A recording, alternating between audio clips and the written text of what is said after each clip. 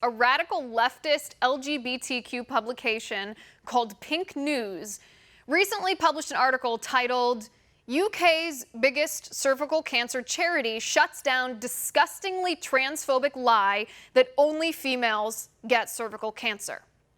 Disgustingly transphobic, they called it. We'll get to that in a second. Their article read, and I quote again, as Joe's Cervical Cancer Trust emphasized, anyone with a cervix can get cervical cancer. So people with cervixes should attend regular screenings with their GP.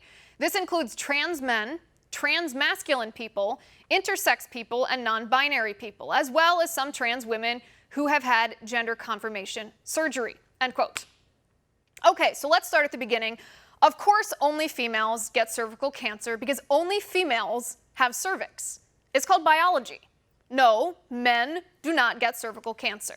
Transgender men who are biological women who identify as men who get cervical cancer are still biological women. How can you tell? Because they have cervix. It's dictated by DNA, not self-purported identity. You don't get to be a woman just because you feel like you should be a woman. You're a woman because your biology, your DNA dictates it, period. And yes, only women get periods too. And no, this is not transphobic to say so. If you're an adult, you can choose to live your life by whatever name you want, dress however you want, you can even have whatever plastic surgery you want. That's none of my business if you are an adult. But don't call me people with cervix. Stop trying to erase womanhood.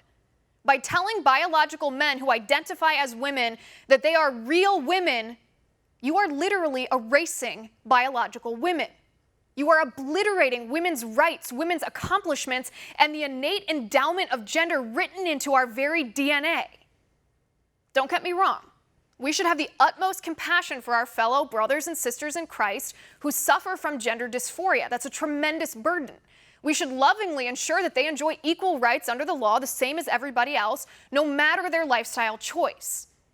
But indulging delusion to the point of pretending that men can have cervix and women are just people with cervix is demeaning, insulting, anti-woman, and anti-science. And it really shouldn't be controversial to say so.